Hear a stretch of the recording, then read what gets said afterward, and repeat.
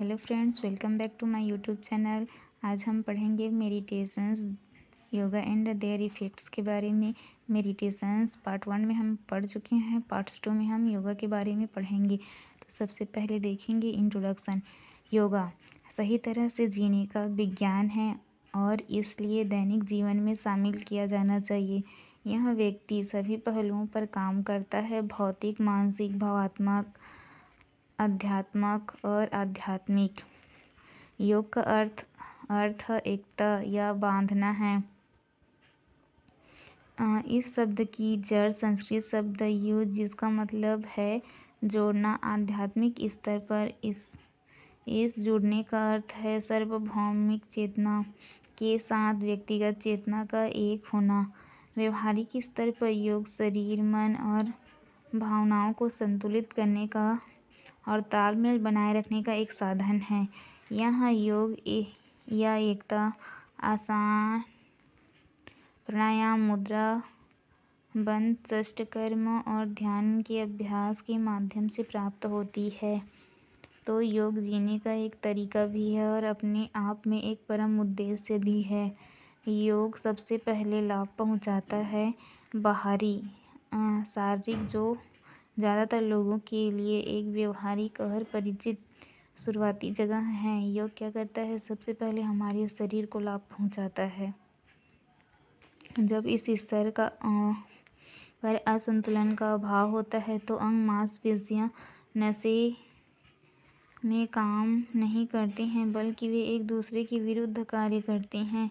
बाहरी शरीर के बाद योग मानसिक और भावात्मक स्तर पर काम करता है। योग पहले क्या करता है? हमारे शारीरिक स्तर पर काम करता है, उसके बाद मानसिक स्तर को सुधारता है।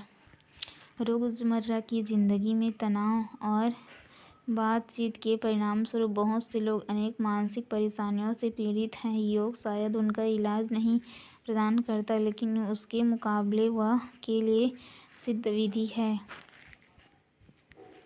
Benefits of yoga. शारीरिक और मानसिक उपचार योग के सबसे अधिक ज्ञात लाभों में एक है। इतना शक्तिशाली और प्रभावी इसलिए है क्योंकि यह सभी एकीकरण के सिद्धांतों पर काम करता है। योग अस्थमा, मधुमेह, गठिया, पाचन विकार और अन्य बीमारियों में चिकित्सक के एक सफल विकल्प है, खास तौर से वह जहां आधुनिक विज्ञान आज तक उपचार देने में सफल नहीं हुआ है।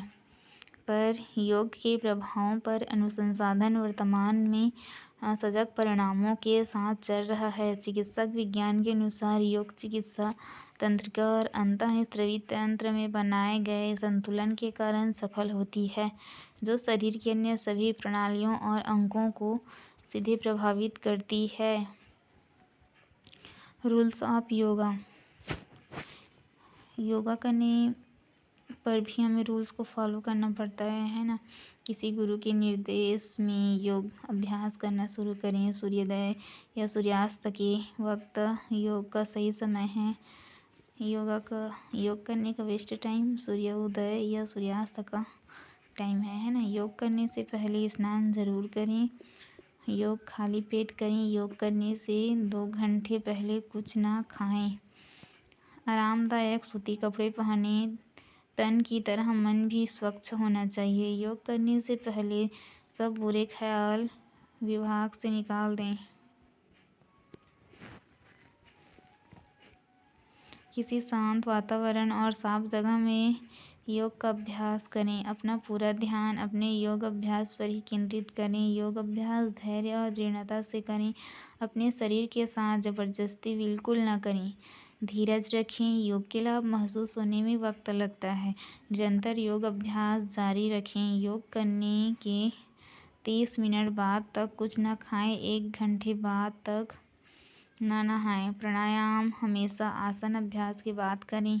अगर कोई मेडिकल तकलीफ हो तो पहले डॉक्टर से ज़रूर सलाह लें। अगर तकलीफ बढ़ने लगे या कोई नई तकलीफ हो जाए तो तुरंत योग अभ्यास रोक दें। योग अभ्यास के अंत में हमेशा श्वसन करें। फिर टाइप्स ऑफ योगा।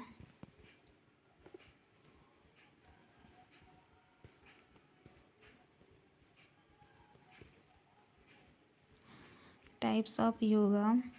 योग के मुख्य रूप से 4 प्रकार होते हैं। एक राजयोग, कर्मयोग, भक्ति योग और ज्ञान योग। सबसे पहले क्या देखेंगे हम? राजयोग। राज का अर्थ है शाही और योग ही इस शाखा का सबसे अधिक महत्वपूर्ण अंग है। ध्यान। इस योग के 8 अंग हैं, जिस कारण से पतंजलि ने इसका नाम रखा था अष्टयोग। इसे योग सूत्र में पतंजलि ने उल्लेख किया है। यह अंग इस प्रकार है: यम, नियम, आसन, प्राणायाम, प्रत्याहार, धारण, ध्यान, समाधि। योग आत्मविवेकी और अध्ययन करने के लिए तैयार व्यक्ति को आकर्षित करता है।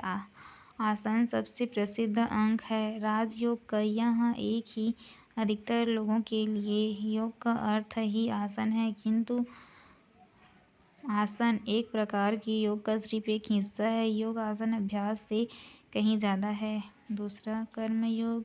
अगली शाखा कर्म योग या सेवा का मार्ग है और हम में से कोई भी इस मार्ग से नहीं बच सकता है। कर्म योग का सिद्धांत यह है कि जो हम अनुभव करते हैं यह हमारे कार्य द्वारा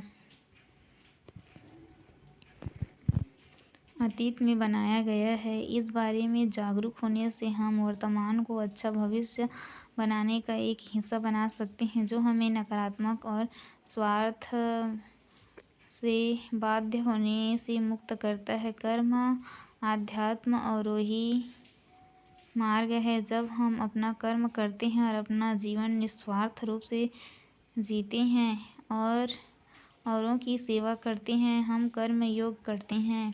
भक्ति योग। भक्ति योग भक्ति के मार्ग का वर्णन करता है। सभी सृष्टि में परमात्मा को देखकर भक्ति योग भावनाओं में नियंत्रित करने का एक सकारात्मक तरीका है। भक्ति का मार्ग हमें सभी के लिए स्वीकारकर्ता और सहृदयता पैदा करने का अवसर प्रदान करती है। चौथा है ज्ञान योग। अगर हम भक्ति को मन का योग मानते हैं तो ज्ञान योग बुद्धि का योग है, ऋषि और विद्वानों का मार्ग है। पथ पर चलने के लिए योग के ग्रंथों और ग्रंथों के अध्ययन माध्यम से बुद्धि के विकास की आवश्यकता होती है। ज्ञान योग में कठिन माना जाता है और साथ ही साथ सबसे प्रत्यक्ष इसमें पर अध्ययन करना होता है और उन लोगों को आकर्षित करना होता है जो बौद्धिक रूप से इच्छुक हैं। योग कब करें या करने का सही समय क्या है? What is the correct time to practice yoga? सुबह सूर्योदय से पहले 1 से 2 घंटे योग के लिए सबसे अच्छा समय है। जब सूर्योदय होता है उस टाइम करना सबसे बेस्ट होता है ना, 1 या 2 घंटे के। अगर सुबह आपके लिए मुमकिन ना हो तो सूर्यास्त के समय भी कर सकते हैं। इसके अलावा इस बात को भी खास ध्यान रखें, अगर दिन का कोई समय योग के लिए निर्धारित कर लें तो यह उत्तम होगा। सभी आसन किसी योगा पैर या दरी बिछाकर ही करें। आप लोग किसी खुली जगह जैसे पार्क में कर सकते हैं या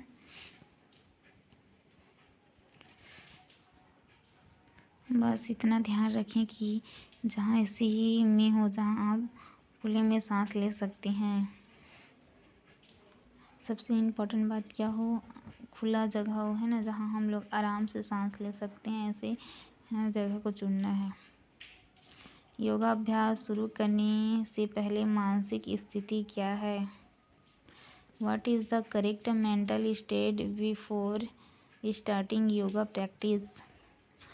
अगर आप जो आसन कर रहे हैं उस पर गहरा ध्यान, शरीर के जिस अंग पर उस आसन का सबसे ज़्यादा प्रभाव है उस पर अपनी एकाग्रता केंद्रित करें। ऐसा करने से आप आसन का अधिकतम लाभ मिलेगा। आसन करते समय श्वास बहुत महत्वपूर्ण होता है। आसन के लिए जो सही श्वास करने का तरीका है वैसा ही करें। अगर आप में इसको गम्यता ना हो तो जो सामान्य लयबद्ध श्वास रखें। योग की शुरुआत करने के लिए टिप्स और सुझाव। Yoga tips for beginners. जो योगा करने का प्रैक्टिस कर रहे हैं ना, स्टार्टिंग योगा करने के लिए स्टार्ट कर रहे हैं, उनके लिए कुछ टिप्स है। अगर आप योगाभ्यास जीवन में पहली बार शुरू कर रहे हैं या ये से ज़्यादा परिचित नहीं है तो इन बातों का खास ख्याल रखें। अपने योगाभ्यास को धैर्य और दृढ़ता के साथ करें। अगर आपके शरीर में लचीलापन कम है तो आपको शुरुआत में अधिकतर आसन करने में कठिनाई हो सकती है।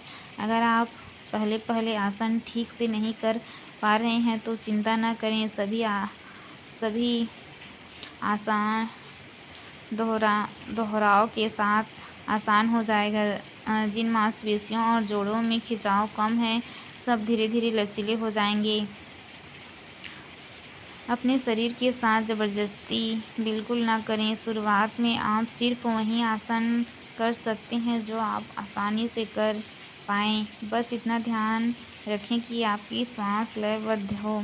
शुरुआत में हमेशा 2 आसन के बीच कुछ सेकंड के लिए आराम करें। 2 आसन के बीच में विश्राम की अवधि अपनी मानसिक ज़रूरत के हिसाब से तय कर लें। समय के साथ यह अवधि कम कर लें। अच्छे योगाभ्यास के लिए क्या सावधानी बरतनी चाहिए? गर्भावस्था के दौरान योग किसी गुरु की देख रेख में तो बेहतर होगा। प्रेगनेंसी के टाइम क्या करना है, कोई टीचर रख लेना है ना, उनकी देख रेख में हमें योगा प्रैक्टिस करनी है। 10 वर्ष की आयु से कम बच्चों को ज़्यादा मुश्किल आसन ना कराएं। किसी गुरु के निर्देश में ही योग करें। खान पान में संयम बरतें। धूम्रपान जब सख्ती से प्रतिबंध किया जाना चाहिए। अगर आपको तंबाकू या धूम्रपान की आदत है तो योग अपनाएं और यह बुरी आदत छोड़ने की कोशिश करें। नींद जरूर पूरी लें। शरीर को व्यायाम और पौष्टिक आहार के साथ विश्राम की भी ज़रूरत होती है। समय से सोएं। तो ये क्या है, सब योगा टिप्स हैं जिनको फॉलो करना बहुत ज़रूरी होता है। फिर मेजर टाइप्स ऑफ योगासन।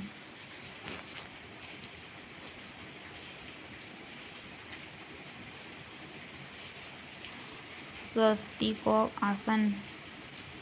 स्थिति स्वच्छ कंबल या कपड़े पर पैर फैला करके बैठें। विधि: बाएं पैर को घुटने से मोड़ करके दाहिने जांघ को और पिल्ली के बीच में इस प्रकार स्थापित करें कि बाएं पैर का तल पीछे जाए। उसके बाद दाहिने पैर के पंजे और तल बाएं पैर के नीचे जांघ से और पिल्ली के मध्य स्थापित करने से स्वास्तिकास जाता है। ध्यान मुद्रा में बैठें तथा रीढ़ सीधी और श्वास खींच करके यथाशक्ति रोकें। इस प्रकार पैर को बदल करके भी कर सकते हैं।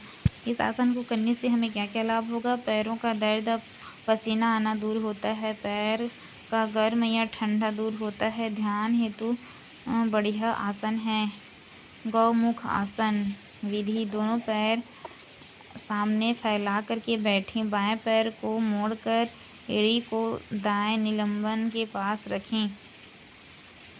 दाएं पैर को मोड़ करके बाएं पैर के ऊपर इस प्रकार रखें कि दोनों घुटने एक दूसरे के ऊपर हो जाएं। दाहिने हाथ को ऊपर उठा करके पीठ की ओर मोड़िए तथा बाएं हाथ को पीछे नीचे से ला करके दाएं हाथ को पकड़िए। गर्दन और कमर सीधी रखें।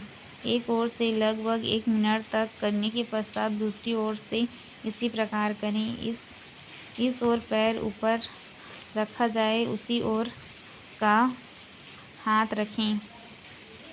देखिए दोनों आसन चित्र के द्वारा बताया गया है। देखिए दोनों योगासन को चित्र द्वारा समझाया गया है। तीसरा देखेंगे भद्रासन। इसको करने की विधि, वज्रासन में बैठ जाइए। सबसे पहले क्या करना है, वज्रासन में बैठ जाना है। घुटनों को जितना संभव हो सके दूर दूर कर लीजिए। पैरों की उंगलियों का संपर्क ज़मीन से बना रहे।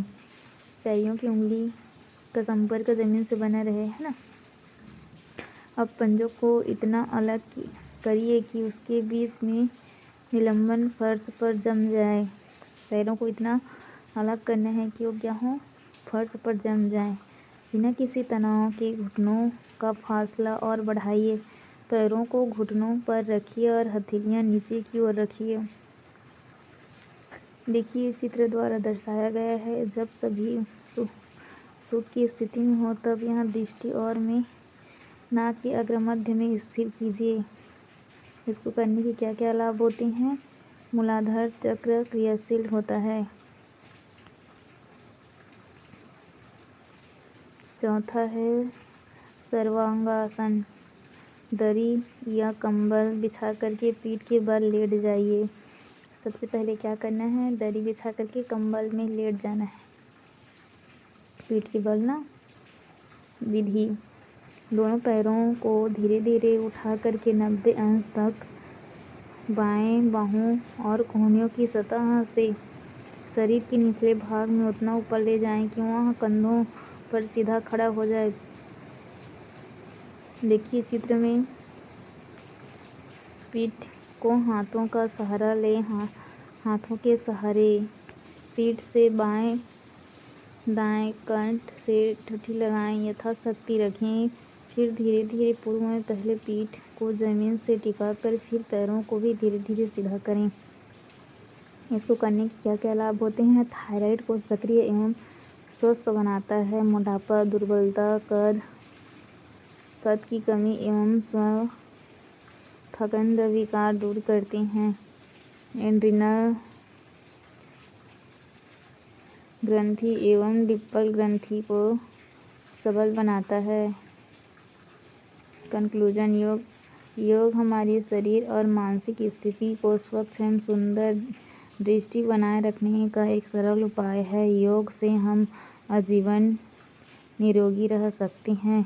योग हमारे जीवन में महत्वपूर्ण स्थान रखता है। योग हमें प्राकृतिक रूप से सुदृढ़ बनाता है। Thank you for watching.